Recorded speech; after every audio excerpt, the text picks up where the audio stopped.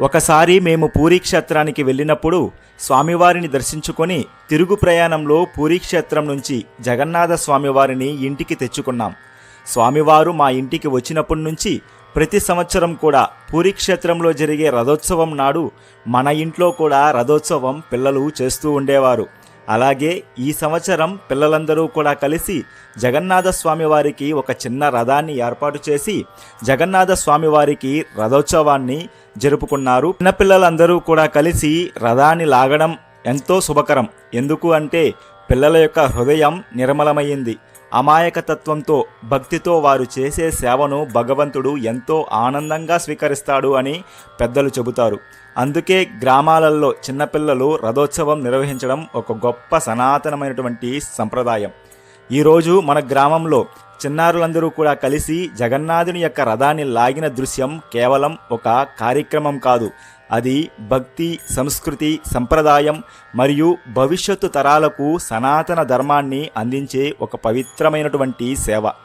జగన్నాథుడు ఎందుకు రథంపై బయలుదేరుతాడు అంటే శాస్త్రాల ప్రకారం భగవంతుడు తన భక్తులను వెతుక్కుంటూ స్వయంగా బయటకు వస్తాడు అని.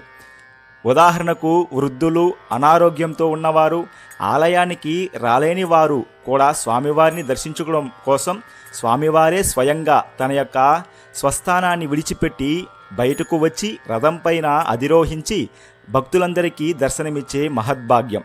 చిన్నపిల్లలందరూ కూడా కలిసి జగన్నాథుని యొక్క రథాన్ని లాగే ఈ పవిత్రమైనటువంటి సేవ ప్రతి ఊరిలో, ప్రతి గ్రామంలో జరగాలి. మన పిల్లలకు చిన్న వయసు నుంచే భక్తిని, మన యొక్క సంప్రదాయాన్ని అలవాటు చేయాలి. అప్పుడే మన యొక్క సనాతనమైనటువంటి ధర్మము నిలుస్తుంది.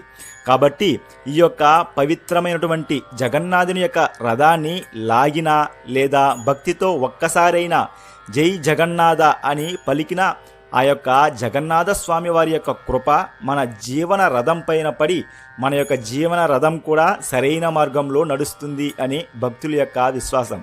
కాబట్టి ప్రతి సంవత్సరం కూడా పూరీ జగన్నాథ స్వామి వారి యొక్క రథోత్సవ సందర్భం నాడు మన గ్రామాలలో కూడా మనకు తోచినటువంటి చిన్న రథాన్ని ఏర్పాటు చేసి అందులో మనకు ఇష్టమైనటువంటి దేవతామూర్తి ఏదైనా సరే, కృష్ణుడా లేక అమ్మవారా, ఎవరైనా సరే, ఏ దేవతామూర్తి అయినా సరే, ఆ రథోత్సవం నాడు మన యొక్క గ్రామంలో కూడా మనం రథోత్సవం నిర్వహించాలని మనసారా కోరుకుంటూ ఆ జగన్నాథుని యొక్క కృప మనమందరిపైన ఉండాలని కోరుకుంటూ జై జగన్నాథ.